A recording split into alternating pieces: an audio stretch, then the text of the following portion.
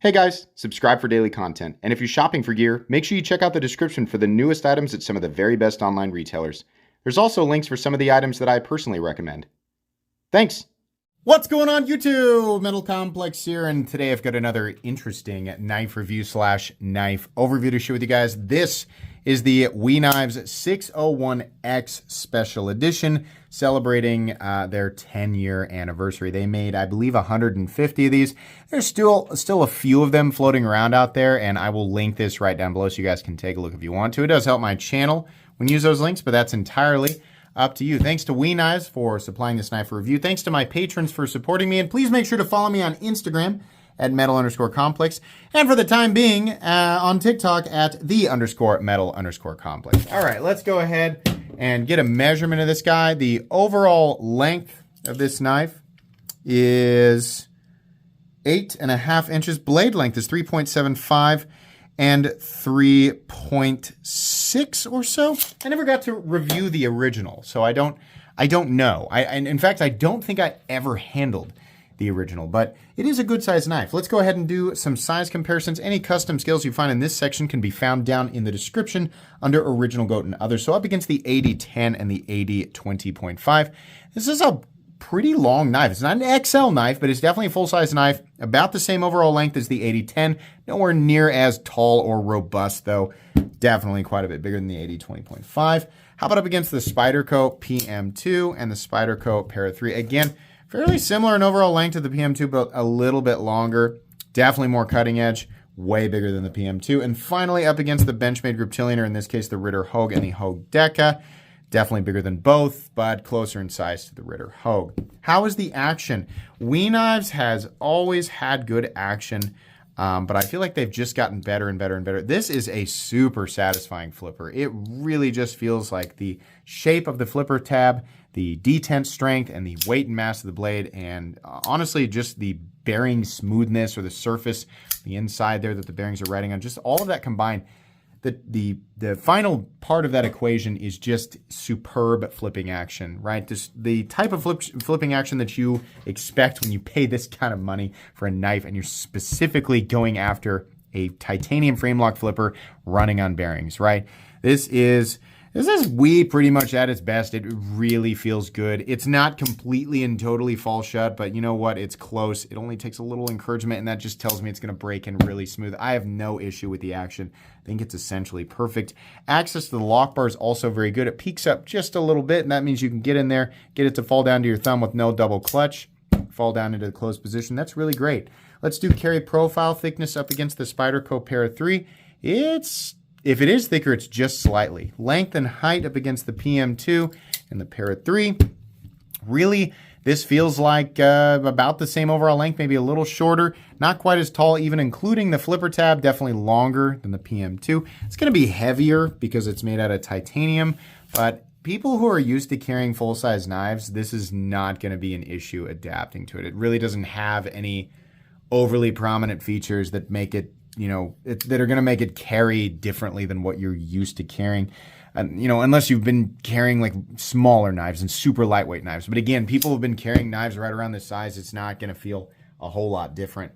Let's go ahead and weigh it. What are we looking at for materials here? We are looking at, I believe, CPM 20CV. They kind of go back and forth, and truthfully, it probably will say right on the box. CPM 20 CV. A lot of people say, you should know that before you do a review. Let me tell you something. M390 and 20 CV are essentially the same composition, outside of like some essentially trivial differences. M390 is made by Bowler, and 20 CV is made by Crucible. So if you have two blades with the exact same geometry, one made out of M390 and one made out of CPM 20 CV, and they are both heat treated exactly the same. Guess what? They will perform exactly the same. The reason I'm going on and being super dramatic about it is because We Knives kind of likes to go back and forth between M390 and 20 CV, and I always forget which one they're using on the model that I'm reviewing. But the end result is that it is trivial because they're essentially the same thing. So anyways, the way that these are heat treated is still 59 to 61 on uncoated blades, which is industry standard. If you get one at 60 or 61, great, but there's not really any way of knowing outside of buying your own testing equipment, and proper testing equipment is pretty expensive. So it's kind of a dice roll, and you'll have to test it over and over again to figure it out. The coated blades come in at a very lackluster 58 to 60, which really sucks, but that's the way that it is. So you might get one that's anywhere from decent to pretty good, or you might get one that's straight up poo-poo town. And let me tell you something. M390 or 20CV at 58 is poo-poo town, period. So I don't like that. I really wish that We Knives would step it up. And We Knives is not the only, they're not the only people guilty of that. There's lots of companies just trying to, well, it's good enough, right? No, I know geometry has a lot bigger role to play when it comes to cutting performance, and obviously there's a lot of variables, right? Environment, the material you're cutting, etc., blah, blah, blah. Yeah, most people know that. But still, the heat treat, right? You got to get that right. That's really, that's kind of the cherry on top. So that makes a difference between a good blade and a great blade, right? In a lot of situations. But anyways, to steal a line from Nick Shabazz, I digress. Let's go ahead and weigh it. So we have CPM 20CV, and we have titanium with titanium dressings here, the pocket clip and the backspacer. And we have a Damascus pivot collar. That is in fact Damascus and not lightning anode titanium as they usually do. So the weight on this guy, and by the way, there is internal milling. I'll show you. All right, I know you probably trust me at this point, but there is. I'm gonna guess this is about 4.5. No, it's closer to 4 ounces. Not bad. Not bad ratios considering it's a fairly large knife made out of full titanium. The balance is right where you're gonna put your index finger in that primary choil, I guess is what I'm gonna call it. So pretty good. Let's go ahead and do a hardware check. I'm gonna get out my tools. As per usual, my tools are very inexpensive and very recommendable. You can find them right down in the section of my description that talks about the tools I use on this channel. You can also find it in the pinned comment. The pivot is a T8. The lock bar insert screw, which you'll never have to take out, is a T8. The pocket clip screws are T8, and the one body screw over here is also T8, which is fantastic. That means you can use the same dependable bit to take the entire knife apart. It should be very, very simple. As long as you have the right tools for the job, you should be good to go. I love that they did one screw here, one screw over here. You don't have the pocket clip sitting in an area where we have to have an extra screw because they decided to mount the pocket clip in a different area, right? We obviously have this screw acting as support for the backspacer, and the backspacer probably almost inevitably has some floating pins, also keeping it where it is without the need of excess fastener. So that is really, really good. And I hope we continue to see stuff like this moving forward because that just makes it easier on the end user. Let's go ahead and measure the blade stock thickness of this guy, and my calipers, there they are. They are out of the box today, so great. You can never find those things. Let's make sure we grab it on the thickest part of the blade, which is actually this little tiny spot back here. And that is relevant because we have that thick spot running out a good length of the blade. 155 thousandths, so thicker than you might have thought. Not really that big of a deal. Meat and potatoes time. This is a good looking knife. It's a handsome, straightforward, classic profile. Almost a fancy, tactical folding steak knife, if you will, but I don't really have a problem with that. It works. The pocket clip is short enough. It's not causing an issue in the hand. It's knocked down. The edges are nicely chamfered, even where they look thin. They're actually very comfortable. Heavy chamfering here. We got a little bit of a designy line through the middle. Not anything crazy, but it does look nice. Blasted titanium. The anode's very vibrant. The blade has a fuller that runs out, 75% the length of the blade. There's 3 little holes back. You're just giving it a little bit of dressiness. I like that the balance between the handle and the blade is, it's even, right? We don't have a handle that's like, whoa, and then a blade that's, nah, or vice versa, which we does sometimes. I feel like if you're going to go kind of intermediate on the handle, you go kind of intermediate on the blade. That's what we've got here. We got a nice compound blade. There's a little bit of a tanto there, definitely change, right? It's not going to be continuous belly, so you have to think about that when you're resharpening it, but wow, this initial cutting edge is very, very thin. Anyways, I'm sorry, to finish up what I was saying here, they kind of kept with the general theme. Everything looks even. The knife looks as balanced as it is physically, right? It's just, it's a good flow. I like that. The pocket clip even has subtle curvature to kind of complement, I guess, the curvature of the frame. It is only mountable for right-handed people, which is a bummer for left-handed people, but if you're right-handed, then there you go. There's also a lanyard hole back here before I forget about it. It's more of a lanyard bar or slot thing. But yeah, I think they did a good job here. And they also kept the billboarding off of the frame and the blade. Somebody was, the other day, they left a comment. They're like, how arrogant are you that you can tell companies where they should or should not put their billboarding? And I was like, man, I tell companies what they should and shouldn't do with every inch of the knife. I'm a knife reviewer. That's literally what you're watching. This guy was like, you got some kind of ego. Like everything else that I was saying was perfectly fine. But by God, when it came to telling a company where they should put their billboarding, I was the most egotistical person he'd ever met. Listen, I have an ego. I'm not going to hide it, right? I definitely do. But yeah, I definitely, like, literally twice a day, every day for the last 6 years, have told countless companies exactly what I think they should and shouldn't do. It's weird to draw the line at billboarding, especially when it's a topic that so many people feel so strongly about. Nobody likes paragraphs on the blade, which is why we see companies pulling away from that. I think We does a good job. In this case, I'll say right now, We Knives just puts it on their pivot. They don't make you read a whole R.L. Stein book on the blade, right? When you don't need to. I mean, we bought it. We knew what it was when we clicked on the listing, right? The other side, also, same thing, really nothing. It just says We Knives on the pivot, which is nice.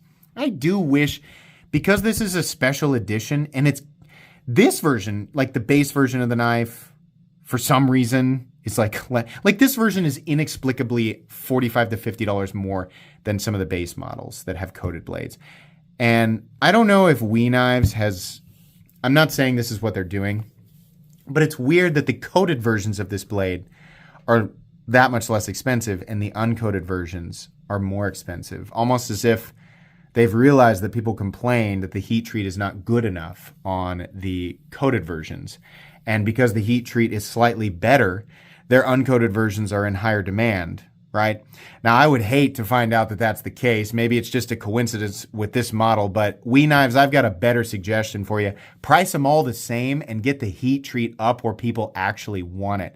If you want to charge more money for the same model, do something extravagant with it other than just coated or non-coated. I mean, usually, traditionally, you pay more money for a coating. So I don't know what's going on there, but I thought that was a little bit weird.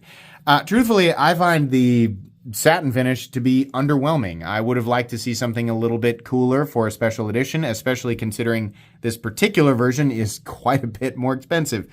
But that's not what they decided to do. They did a good job with it, and honestly, the blade looks good. The entire knife is handsome enough. I think most people will be okay with it. But that price tag on this particular guy is definitely one that you're going to have to choke down. Like I said, blade is very thin on this initial edge. Out here, it's a little thicker, but still not really anything that people are going to get, hung up on. It is really almost a lightsaber. I mean, that thing is an aggressive slicer for sure. Moving on here, there's really nothing else to say about the scales, man. They're nice, right? The backspacer is also nothing special. They put a couple of lines in there. Okay. This right here, you got some heavy gems for the reverse tactical grip so that your thumb doesn't slide off while you're jamming the blade through the hood of your car. I don't know what you're doing. I'm just joking, right? But the jimping's there. I guess they could have left it plain, so that's nice, right? There's just nothing really special going on there. The rest of this, like on this side, again, nothing spectacular. It's a pretty simple titanium frame lock. Steel lock bar insert doubling as the over travel stop. I do appreciate that there's a little bit of Timascus. I would have liked to see something else. I guess they didn't really have, I didn't really have a whole lot of room up here, but I would have liked to see a little bit more. Some of their special editions, I'm like, holy crap. And other times I'm like, that's a regular We knife with a certificate of authenticity, right? I get why they did it with this one to celebrate the 10-year anniversary, right? And the previous model. I get it. They just didn't really do a lot here, right? We also have, in some cases, we have regular production models that are so far above and beyond what I normally expect from WE knives. I'm like, how are these things being made in two different factories? It's just bizarre. And the pricing is super confusing. So fortunately for you, I've handled enough WE knives to be able to compare and tell you whether or not I think this is a spectacular deal or not. But before I do that, I'll finish up here. The stop pin is located in its traditional position. A little bit of shouldering. That's nice. Runs on bearings. I'm sure you could have guessed. No blade play up, down, left, or right. No lock stick. No double clutch. No pivot lash. Very smooth and consistent in here, and it will only get smoother. And the detent is very good, nice and clicky, and it's also perfectly centered. All things that you would normally expect. So the base price of this knife comes in at like $256, $258, which is where I feel like all of the variations should be, regardless of their lack of coating. There's like a silver one that might have a little bit more polishing, so I guess I could understand a little bit more. But this guy, blue with bead blasting or whatever this is, light tumbling and sat. Why is this guy so much more expensive? That makes no sense. This is a $250 knife all day. And honestly, the coated versions at $256 or whatever, I think those are fine outside of the fact that because of the coating, which if you didn't know, coating generally brings the heat treat range down by 1 point. So instead of 59 to 61, it's 58 to 60. I don't like that. I wish they would go out of their way to do something to make those blades a little bit harder. Why not increase the range throughout, across the board? Instead of shooting for 59 to 61 on the uncoated stuff, shoot for 60 to 62, and that brings your coated versions down to the industry standard. I think people would be a lot happier with that. And then don't take, $250 knives and charge $300 for them. WE Knives is great. They make a lot of great stuff, and this is a really cool way to celebrate their 10th anniversary. But they are priced $50 to $70 higher than their competition on average, and their competition is essentially making the same thing. There are cases where I've seen WE Knives make a knife that is no better than their competition, and it's been almost $100 more. So now WE is definitely capable of producing knives that are worth $100 more. I've seen a couple. In fact, last year was a big eye-opener. So WE Knives, I feel like you should dedicate, if you're going to bump up in price, you should dedicate, and all of your stuff, if they're all going to have price increases, then we need to see that extra shiny stuff, right?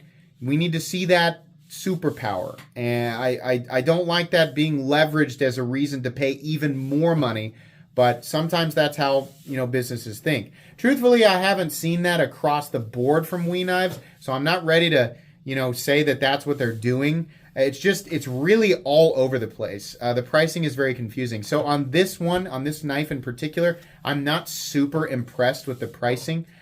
This is a limited run. So once they're gone, they're gone. But, truthfully, if you missed out on this knife, it's cool, but I don't think you missed anything absolutely spectacular. At best, it's kind of mediocre, maybe a little bit on the higher end of that. That sounds a little bit harsh, right? But that's honestly what I think. It's neat, but it's not my most favorite thing in the whole world, and it is certainly not something that represents the best that WE is capable of. And I don't mean that in a bad way. It's just like, once WE showed off like what they could do, I was like, why are we screwing around back here in 2017, 2018, right? When you're bringing us this 2023, 2024 pizzazz, right? I want to see that all the time. So my standards are higher, WE, right? I expect more from you. This is good, though. I'm being very critical. I think that this is fine. I'm not upset about it. The pricing is just weird. So anyways, that's going to be it. Thanks again to WE Knives for sending it in. It'll be linked down below. Whatever versions are left, you can check them out. Check out all of WE Knives, right? The links for Blade HQ, they have a crap load. So take some time looking around because they definitely do have some gems in there. Please make sure to follow me on Instagram at metal_complex and TikTok if you want to at _metal_complex. If you enjoyed this video, leave a like. If you'd like to check out my other content, I do, of course, have lots of videos of knives that are either expensive or inexpensive that I do or don't like, so check those out. And if you enjoy all my content, go ahead and click on that Metal Complex logo right there and subscribe because there's definitely more coming. Thanks again for watching, everybody, and have a great day.